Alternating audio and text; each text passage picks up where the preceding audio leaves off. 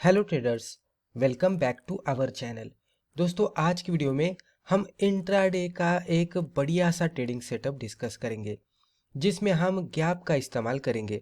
बहुत सारे ट्रेडर्स जब भी इंट्राडे में ट्रेडिंग करते हैं तो वो मल्टीपल टाइम्स गैप को इग्नोर करते हैं। जो भी स्टॉक में आप इंट्राडे में ट्रेड करना चाहते हैं तो पहले तो आपको देखना पड़ेगा कि वो स्टॉक विथ गैप ओपन हुआ है क्या। वो may be gap up open हो सकता है या तो गैप डाउन ओपन हो सकता है। गैप ट्रेडिंग करने के भी अलग अलग स्ट्रेटजीज होते हैं। उसमें से एक स्ट्रेटजी हम यहाँ पे डिस्कस करेंगे जिसमें हम गैप का इंतज़ार करेंगे कि पर्टिकुलर स्टॉक में गैप बन रहा है क्या, और अगर गैप बनता है तो वो फील हो रहा है क्या, तो उसके बाद हम ट्रेड करेंगे। कुल मिलाकर स्ट्रैटेजी क्या है, किस तरह से चार्ट पे ये बनता है और किस तरह से ट्रेड करना चाहिए कि जहाँ पे रिस्क रिवॉर्ड रेशो बेहतर मिले, ये सब हम ये वीडियो में देखेंगे। तो ये वीडियो पूरा देख लीजिएगा। पहले हम यहाँ पे इंट्रोडक्शन देखते हैं, गैप क्या होते हैं, किस तरह से चार्ट पे बनते हैं। तो गैप ट्रेडिंग एक फास्टेस्ट वे है इंट्राडे में ट्रेड करने का, क्योंकि चार्ट पे अगर गैप बनता है तो वो बहुत ही तेजी से फील भी होता है और वो गैप फील होने के बाद स्टॉक में फिर से मोमेंटम बनता है। एवरी मॉर्निंग जब भी हम मॉर्निंग में जैसे ही मार्केट ओपन होता हुआ दिखता है तो हंड्रेड्स ऑफ स्टॉक्स हमें देखने को मिलते हैं कि वो गैप के साथ खुल रहे हैं। वो मे बी गैप अप के साथ खुलेंगे या तो गैप डाउन के साथ खुलेंगे। गैप अप खुलेंगे तो किस तरह से ट्रेड करना है, गैप डाउन खुलेंगे तो किस तरह से ट्रेड करना है, थोड़ी देर बाद आपको पता लग जाएगा। मोस्ट ऑफ द ट्रेडर्स क्या करते हैं, इमीडिएटली जंप करते हैं ट्रेड में जैसे ही स्टॉक ओपन हो जाए और वहाँ पे वो ट्रैप हो जाते हैं और उनको ज़्यादातर वहाँ पे लॉस बुक करके ही बाहर आना पड़ता है।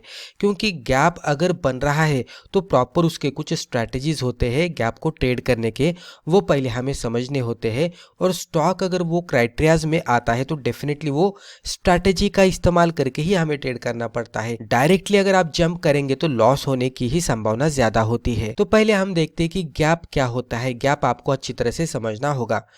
तो जनरली गैप कब बनता है, तो जब भी स्टॉक ओपन होता है सिग्निफिकेंटली अबव या तो below previous day closing price, यानी कि जो भी कल की क्लोजिंग प्राइस है उसके अगर ऊपर जाकर ओपन होगा तो हम कहेंगे कि गैप अप ओपन हुआ है।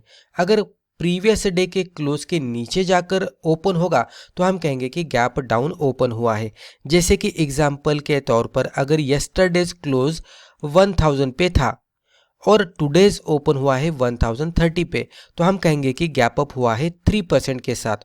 उसी के साथ यहाँ पे यस्टरडेज क्लोज है 1000 पे एंड टुडेज ओपनिंग हुई है 970 पे, तो नीचे जाकर ओपन हुआ है, तो हम कहेंगे कि गैप डाउन हुआ है 3% के साथ। राइट, तो इस तरह से हम इसको गैप को कंसिडर कर सकते हैं। दोस्तों, अगर आपको स्टॉक मार्केट सीखना है तो Amazon पर जाकर आप हमारे बुक पढ़ सकते हैं या तो Udemy पे जाकर आप हमारे वीडियो कोर्सेज भी देख सकते हैं। अभी जब भी चार्ट पे गैप बन रहे हैं तो हमें ये भी पता होना चाहिए कि मोस्ट ऑफ द टाइम जो भी गैप बनते हैं वो फिल होते हैं। तो most of the times gap gets filled, वो फिल होने वाले हैं। तो जब भी गैप फिल होते हैं तो again prices move in the other direction of gap. यानी क्या कि मान लीजिए कि कल की क्लोजिंग यहाँ पे हुई थी, स्टॉक नीचे यहाँ पे गैप डाउन ओपन हुआ है, यहाँ पे नीचे ओपन हुआ है, तो यहाँ पे क्या होगा, ये स्टॉक पहले गैप को फिल करेगा और उसके अदर डायरेक्शन में फिर मूवमेंट आने लगेगी। उसकी ऑपोजिट क्या होता है कि गैप, मान लीजिए कि यहाँ पे ये लास्ट क्लोजिंग थी, गैप अप हुआ है, यहाँ पे ओपन हुआ है, तो पहले ये गैप को फिल करेगा और फिर उसके अदर डायरेक्शन में मूवमेंट आएगी। तो हम इस तरह से कह सकते हैं कि जो भी गैप के लेवल से वो as a support and resistance work out हो सकते हैं। यानी कि अगर कंसिडर करते हैं कि ये प्रीवियस डे की क्लोजिंग है और यहाँ पे गैप अप ओपन हुआ है, तो ये ऊपर जाने के बाद इसको रेजिस्टेंस कंसिडर करेगा और इसमें गिरावट आएगी। उसी तरह से यही प्रीवियस डे की क्लोज वैल्यू है और यहाँ पे गैप डाउन ओपन हुआ है, तो ये नीचे आकर इसको एज ए सपोर्ट कंसिडर करेगा और इसमें फिर अपसाइड में मूवमेंट आने की संभावना होती है। तो जो भी गैप के वजह से जो भी लेवल्स बनते हुए दिख रहे हैं, तो प्रीवियस डे की लेवल और अगर गैप डाउन हुआ है तो जहाँ पे ओपन हुआ है वो लेवल, या तो जहाँ पे ये गैप अप होकर ओपन हुआ है वो लेवल, उसको हम as a support resistance consider कर सकते हैं। और रेजिस्टेंस पे रेड कैंडल बनेगी तो सेल का इंडिकेशन मिलेगा, सपोर्ट पे ग्रीन कैंडल मिलेगी तो बाय का इंडिकेशन मिलेगा। अगर ये इंडिकेशन हमें मिल रहे हैं तो ट्रेड किस तरह से करना है वो अब हम देखते हैं। तो गैप ट्रेड करने के एंट्री एग्जिट के कुछ क्राइटेरियाज होते हैं, उसको हम समझ लेते हैं।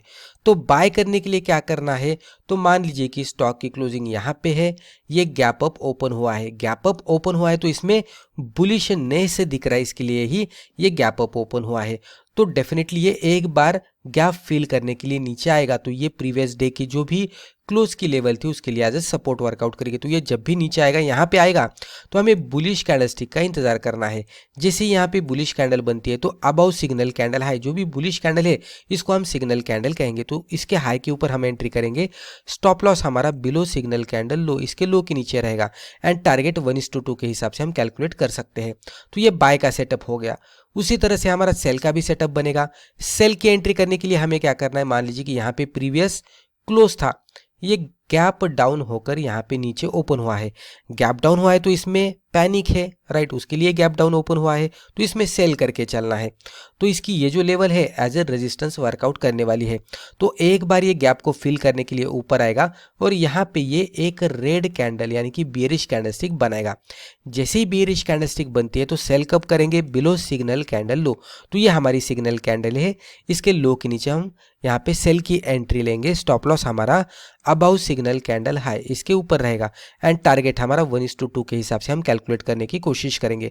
तो इस तरह से करना है। अब एक एग्जांपल देखते हैं बाय साइड में एंड सेल साइड में, यानी कि गैप अप का हमें एक एग्जांपल देखेंगे एंड गैप डाउन का एक एग्जांपल देखेंगे। आपको स्ट्रेटेजी पूरी तरह से समझ में आएगी। तो यहाँ पे आप देख सकते हैं, पहले मैं चार्ट सेटअप आपको बता देता हूँ। ये 5 मिनट का हमने कैंडलस्टिक चार्ट ओपन किया है। यहाँ से अगर आप प्रीवियस चार्ट देखते हैं तो ये एस्टरडे का चार्ट है और यहाँ से ये आज का चार्ट है। इस तरह से हम कंसिडर करते हैं।